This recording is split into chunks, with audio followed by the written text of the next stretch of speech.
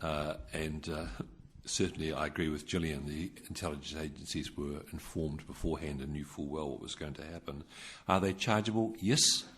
They are chargeable, of course, as accessories in the crime of murder. But furthermore, because of what's happened since then, John Howard is liable under international law as a war criminal, and an indictment has been sent to The Hague formulated by a group of Victorian barristers and retired judges. It's a very interesting document. John, the man to your left is, I believe, of a contrary opinion, or at least not fully convinced by the arguments. Is that correct? Oh no, quick question. Oh, sorry, I might have got the wrong impression from Naomi. Sorry. I'll keep it very brief. It might be a bit controversial even for here, and I did bring it up very briefly before, and it was touched on yesterday. The idea that mind control exists, I think I see a lot of it every day. I hear a lot of words, I hear music, certain patterns. If it already exists, do the people on the board think that it will not only increase, but how can we best combat that idea of mind control? Considering the remark also that Eisenhower made in the 1950s about the military-industrial complex and how that they're maybe 20 years or sometimes even 50 years ahead in technology, how do you think we can combat that? That's my question, I guess. Good question. First, you have to recognise that there is a mind war going on. You have to recognise that we are part of a psychological operation that they've been developing for many years and have been able to carry out on an individual level and on the level of groups, cult groups. And for the first time in history now, we've seen a tremendous psychological operation being carried out on an entire nation using the mass media. The first way to break that is to recognise that we are subject to cognitive dissonance, that we need to understand that we can't run away from this information and shut it out just because it's so painful that it creates an emotional, traumatic experience. And we need to then go on to make this information available to people on as wide a scale as possible so that the trance can be broken. Excellent. Firstly, one of the tools that are used is the dumbing down of everyone by the crap that's on the TV anyway. Yeah. And the major thing that I would subscribe to is to educate people. And educated people who can think for themselves will not be taken in by this. Certainly mind control programs exist and they will continue. And what is one of the interesting things that has happened in recent years has been the enormous concentration of media ownership in the United States.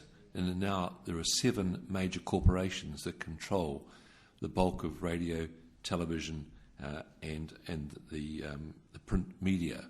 There are also very close linkages between the companies that control the media outlets and the companies that produce the weapons that are used in war.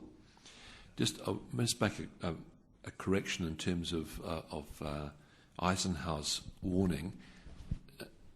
Not by chance, I would suggest, he delivered his warning about the dangers of the military-industrial complex on his last day in office, which was on Kennedy's inauguration, January 1961. If he'd made that warning earlier, he may well have suffered the same fate.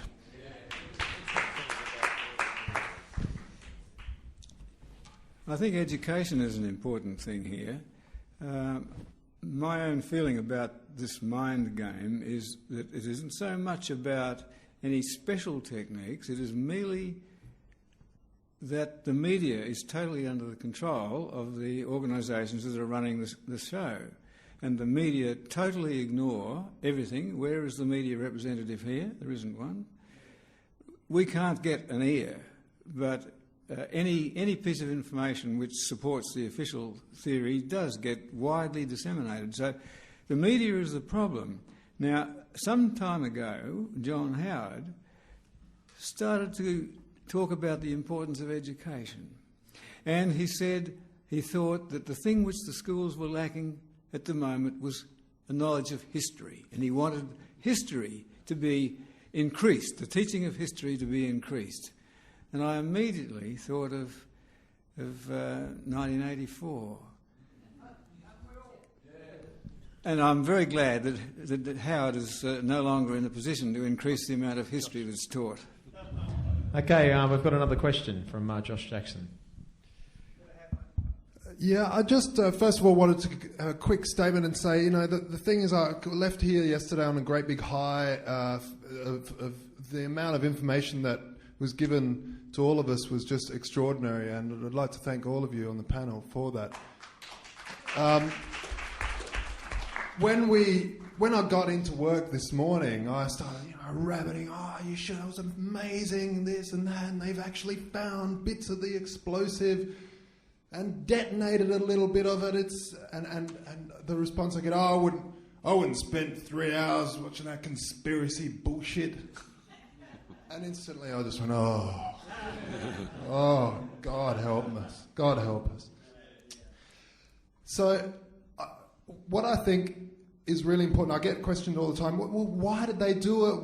Who did it? And I think it's really important to just go, I'm not going to talk about that because I don't know. That's why we need an investigation. Because as soon as you say, well, this would happen and we think these people, they instantly go, conspiracy theorist, he's theorising about a conspiracy. So it's really important to go, no, here is the evidence. Here is the physics. Here is the maths. Here is what we've got. And that will then throw that tinfoil hat on the ground and stamp on it, because we are now, hundreds of architects and engineers, people that have got livelihoods at their own risk, and all of us, putting our sanity on the line in front of everybody to say, hey, look at this, look at it, look at the maths. So, but apart from that, I just wanted to quickly ask from each of you, what is the one key thing when you meet someone to just say, right, the smoking gun, you've got 10 seconds just to say the thing that stands out most to you. What is that? Thank you. The 10-second version. Yeah, let's have the 10-second version. Okay. The question you ask the person, you're aware that explosives were used, and that gives you a lead. If they say no, you can talk about that. If they say yes, well, then you can start talking about the next thing, which is why it was done.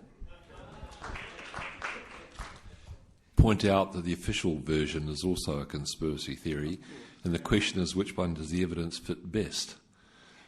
As to the smoking gun, it's the incontrovertible evidence of military-grade nanothermate. Excellent.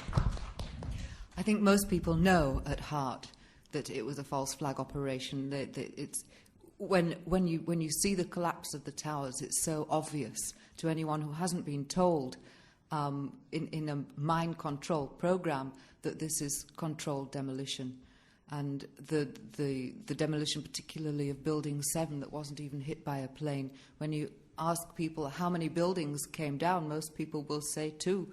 And the fact that there were 3 is a profoundly important point.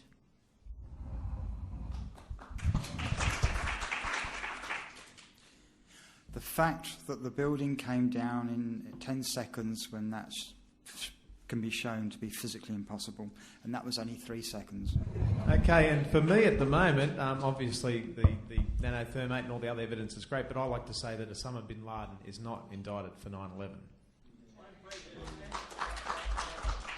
And question, please.